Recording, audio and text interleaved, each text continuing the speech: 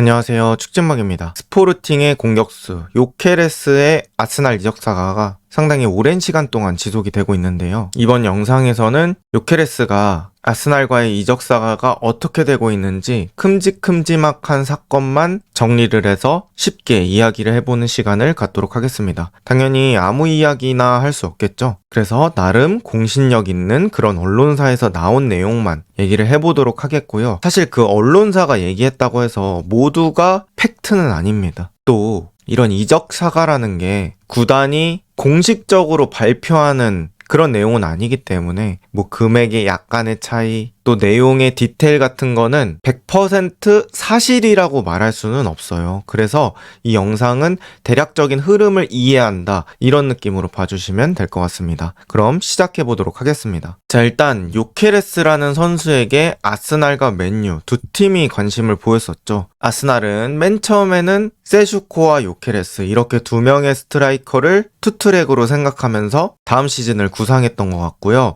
맨유도 역시 이 요케레스라는 선수를 구상에 넣었던 것 같습니다. 또 아모림이랑 스포르팅에서 같이 호흡을 맞췄었던 선수이기 때문에 맨유 입장에서도 구미가 당기는 매물이었겠죠.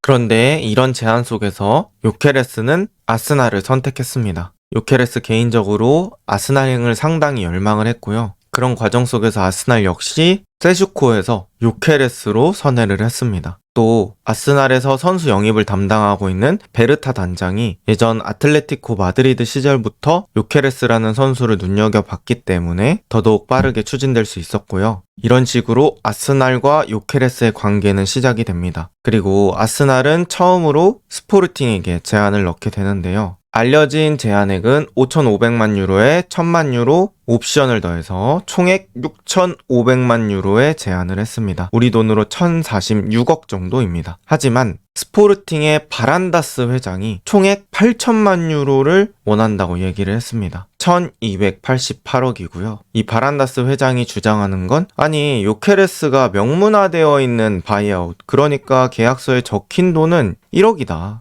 그래서 바이아웃보다 싸게 해줬으니까 된 거 아니냐? 이런 식으로 얘기를 하는 거죠. 그런데 이제 요케레스 측에서는 아니 예전에는 6천만 유로에다가 1,000만 유로 더해서 총액 7천만 유로로 허락해준다고 하지 않았느냐, 그렇게 구두로 약속하지 않았느냐, 이렇게 얘기를 한 거죠. 그런데 회장 입장에서는 증거 있냐? 그거 우리 입으로 얘기한 거잖아. 실제로 효력 있는 그런 증거들을 가져와봐, 이런 식의 스탠스인 거고요. 사실 법적으로 들어갔을 때는 서면에 적혀있는 계약서의 내용이 중요하기 때문에 이제 요케레스와 에이전트 측에서는 손쓰기 어려운 상황이 되었습니다. 어쨌든 간 아스날이 이제 처음으로 비드를 했던 금액은 스포르팅 회장의 눈에는 차지 않았던 금액이었고요. 그렇게 이 거래가 한번 교착 상태에 빠집니다. 그 이후에 요케레스 측에서 제가 연봉 조금 포기할게요 라는 얘기를 하게 됩니다. 요케레스가 5년 계약 패키지 중에 200만 유로, 우리 돈으로 32억 정도를 포기한다고 했습니다. 이제 요케레스 입장에서는 제가 돈 조금 덜 받을 테니까 이 돈 좀 보태서 스포르팅이랑 계약하는데 써줬으면 좋겠다, 이런 느낌으로 포기를 한 거겠죠. 그리고 유럽의 최정상 선수들,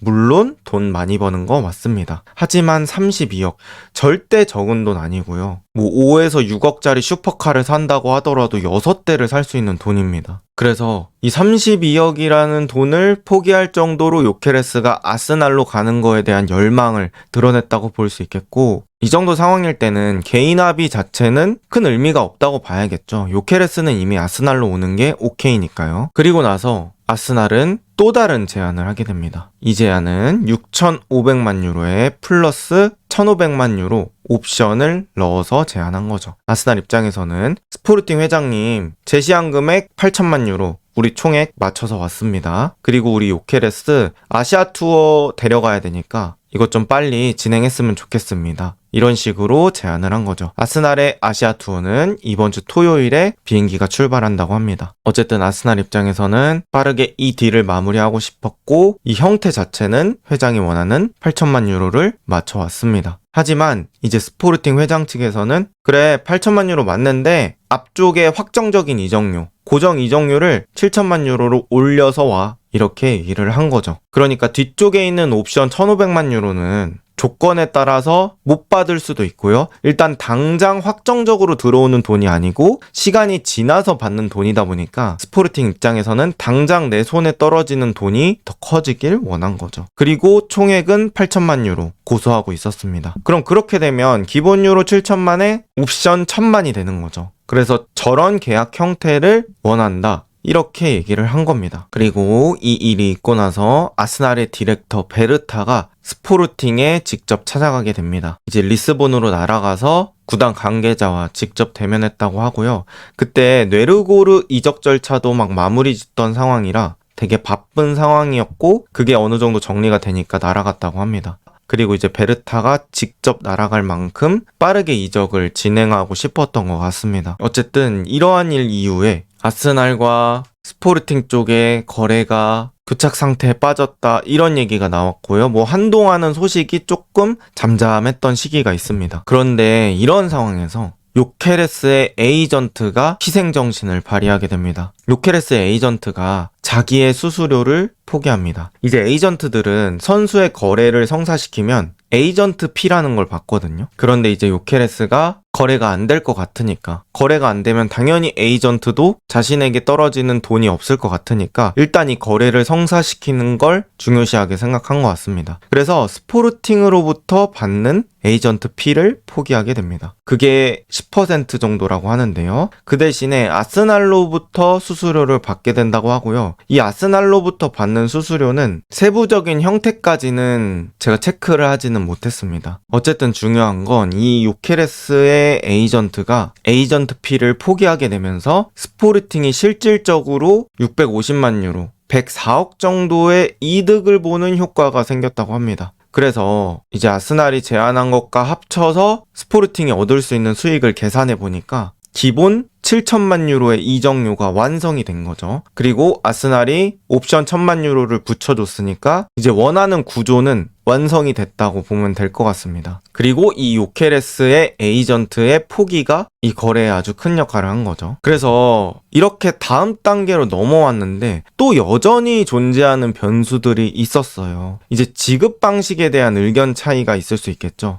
아스날은 4년에 걸쳐서 분할 지급을 원한다고 합니다. 4분의 1씩 나눠서 내든지 아니면 뭐 본인들의 방식으로 나눠서 내는 거겠죠. 하지만 이제 스포르팅은 은행에서 빌려서 일단 일시불로 내고 그 이자까지 부담을 해라. 뭐 요런 방식을 원한다고 해요. 그래서 디테일한 거는 더 따져봐야겠지만 큰 틀만 보면 아스날은 결국 나눠서 내고 싶다는 거고 스포르팅은 한 번에 자신의 지갑으로 좀 넣고 싶다. 이런 의견 차이가 있습니다. 이것도 당연히 좁혀야 되는 어느 한 지점에서 만나야 되는 부분이고요. 또 아까 말씀드렸던 1,000만 유로의 보너스, 이거에도 의견 차이가 있습니다. 아스날은 이제 500만 유로 정도는 쉽게, 500만 유로 정도는 어렵게 해서 최대한 지출을 줄이고자 했고요. 스포르팅은 절반 이상은 쉽게, 그러니까 500만 유로 이상을 조금 더 쉽게 하고 첫 시즌에 75%, 그러니까 750만 유로 정도를 회수하는 걸 원한다고 합니다. 그러니까 보너스도 약간 확정적으로 받고 싶어 하는 스탠스인 거죠. 그것도 빠른 시간 안에 원하는 겁니다. 그런데 이제 보너스라는 게 보너스라고 불리는 이유가 있겠죠. 이건 말 그대로 확정적인 금액이 아닌 거예요. 뭐 계약의 형태마다 다르겠지만 아스날 입장에서도 이건 말 그대로 보너스지, 너무 쉽게 다 가져가려고 하면은 이걸 보너스라고 부를 이유가 있느냐, 뭐 이렇게 주장할 수 있겠죠. 어쨌든 이런 거에서 스포르팅과의 의견 차이가 있었고요. 이제 현지 측의 이야기에 따르면 이 옵션의 세부 내용, 그러니까 1,000만 유로를 어떻게 받고 싶은지를 스포르팅이 제안했다고 합니다. 모두 250만 유로로 동일한 조건이고요. 조건 1부터 말씀드려 볼게요. 리그 첫 20경기 출전 시, 이거는 요케레스가 뭐 큰 부상만 없다면 빠르게 달성할 수 있는 부분이겠죠. 조건 2번째, 추가 20경기 출전 시라고 적혀 있는데 이건 리그인지는 불확실해요. 근데 제가 생각했을 때는 리그 20경기는 아닐 것 같거든요. 왜냐면 스포르팅이 첫 시즌에 75% 정도의 옵션을 달성하고 싶다고 했잖아요. 그랬을 경우에는 프리미어리그 경기는 38경기. 근데 추가 20, 해서 리그 40으로 치면 다음 시즌으로 넘어가 버리니까 아마 컵대회 챔스 포함해서 추가 20경기로 느껴집니다. 그래서 일단 리그에서 20경기 뛰면 250만 유로 수령, 그 다음에 추가적으로 뭐 챔스컵 대회, 리그 다 포함해서 20경기 뛰면 250만 유로 수령, 그리고 아스날이 시즌 종료하고 챔피언스 리그 진출했을 때 또 250만 유로 수령. 그래서 일단 첫 시즌에 75% 회수하겠다는 게 대략 의도가 파악이 되죠. 그리고 조건 1, 2, 3은 아스날이란 팀 아래서는 꽤 달성하기 쉬운 조건이고요. 그리고 조건 네 번째가 이제 두 번째 시즌 새로운 20경기 출전입니다. 그래서 그것까지 달성해서 두 시즌 안에 옵션까지 다 가져가려고 하는 그런 세부 내역이라고 보면 될 것 같습니다. 그런데 이 부분은 사실 스포르팅이 원하는 옵션이라고 보시면 되고 변동이 충분히 가능한 거죠. 아스날 입장에서도 이 부분에서 물러서지 않고 바꿀 수 있겠죠. 이제 아스날의 입장에서 한번 생각을 해보면 아스날도 요케레스를 데려오고 싶어 하는 건 맞는 것 같습니다. 뭐 그렇게까지 원하지 않는다고 가정을 했을 때는 단장이 비행기를 타러 가고 포르투갈까지 날아가지도 않았겠죠. 그리고 이 정도로 이적사가 길어지고 세부적인 조항에서 계속 빠꾸를 먹이면 포기를 했을 겁니다. 하지만 아스날도 요케레스를 원하는 것 같고요. 그런데 뭐 아스날이 사실 이런 옵션 생각할 때 돈이 없는 구단은 아닐 거예요. 돈은 충분히 낼 수 있을 것 같은데 이제 이 이적 과정에서 자꾸 빠꾸 이렇게 되니까 아스날 입장에서도 감정적으로 내키지 않는 부분이 있어서 또 양보를 안 하려고 하는 게 아닌가 이렇게 생각이 됩니다. 내지는 또 요케레스한테 자신이 정해놓은 금액 마지노선이 있겠죠. 어쨌든 이러한 과정 때문에 계속해서 거래의 기간이 길어지고 있다. 이렇게 보시면 될 것 같아요. 그리고 이런 거 보니까 요케레스가 진짜 아스날을 좋아하는 것 같습니다. 뭐 어려서부터 아스날을 응원했다는 얘기도 있고 자신의 연봉도 포기를 하고 에이전트 역시 에이전트 수수료 포기하고 해서 요케레스 팀이 아스날로 오는 것을 간절히 열망하고 있는 것 같습니다. 과연 요케레스는 아스날로 이적할 수 있을까요? 이번 영상은 여기까지입니다. 좋은 하루 보내세요.